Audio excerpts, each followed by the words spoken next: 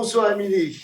Adieu, peut-être merci, c'est sûr, c'est un titre évocateur. Est-ce que cela veut dire, Patrick, que c'est la dernière fois qu'on va vous voir seul en scène? Moi j'y crois sérieusement. Maintenant, ce que je veux, c'est que personne n'y croit. Ce qui est formidable, quand on dit adieu, il y a une psychologue qui avait dit, vous savez, on ne dit pas adieu par hasard. Quand on dit adieu, c'est pour entendre reste. Sinon, on s'en va, quoi. Mais oui, oui, oui, ce sont mes adieux au one-man show, au stand-up, appelons ça comme on veut, seul sur scène.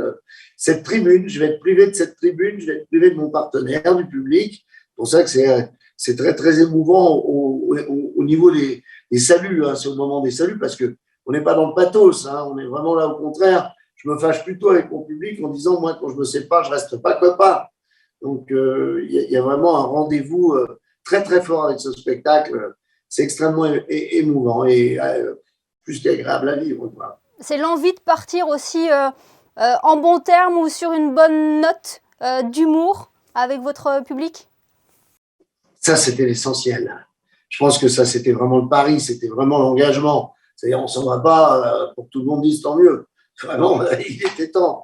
Non, non, bien sûr que le pari le plus fou, c'était d'arriver avec un spectacle nouveau. C'était pas de faire un tour de piste avec des best-of, et vraiment le thème des adieux. Qu'est-ce qu'il y a de plus fort finalement pour un spectacle hein, dans la vie? C'est fort, mais on s'en priverait volontiers. Et sur scène, eh ben, c'est quelque chose qu'on a envie de vivre à fond. C'est peut-être ça, la différence entre la vie et la scène, c'est qu'il y a des choses, c'est toujours ça d'ailleurs, c'est très agréable d'être des personnages comme ça, de fiction, qu'on n'a surtout pas intérêt à être dans la vie.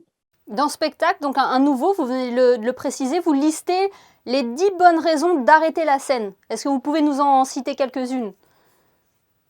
Oui, parce que de toute façon, c'est ce qui est développé qui est drôle. Le but du jeu, c'est de faire un spectacle d'humour, c'est divertissant.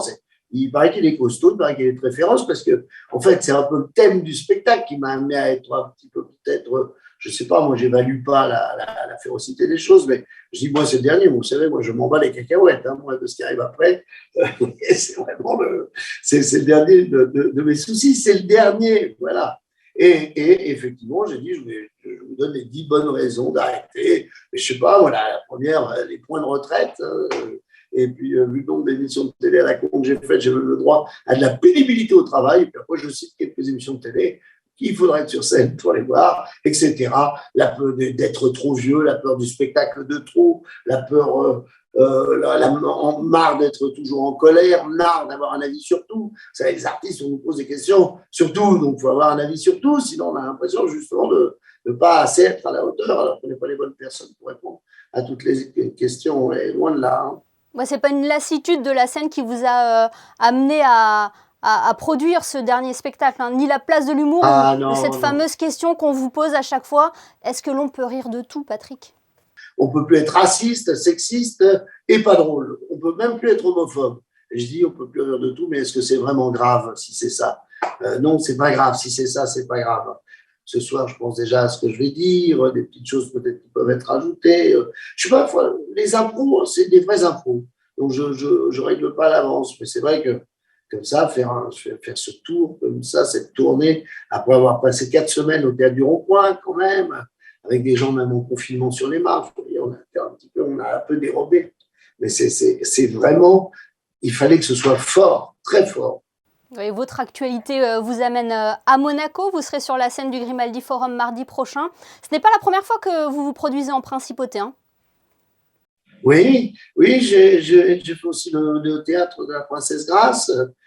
J'y ai joué le livre de ma mère. Je crois que j'ai joué Inconnu à cette adresse, je suis sûr, avec Thierry Lhermitte. Et puis j'ai joué aussi des spectacles d'humour, de one-man show au théâtre. Il y a un très, très joli théâtre, un bel environnement. On voit, excusez-moi de regarder ce qu'il y a autour de vous. Hein. Mais c'est très joli, c'est très agréable. Je me languis. En tout cas, le rendez-vous est pris mardi au Grimaldi Forum. Merci beaucoup, Patrick Tipsit, d'avoir été avec nous. Merci beaucoup.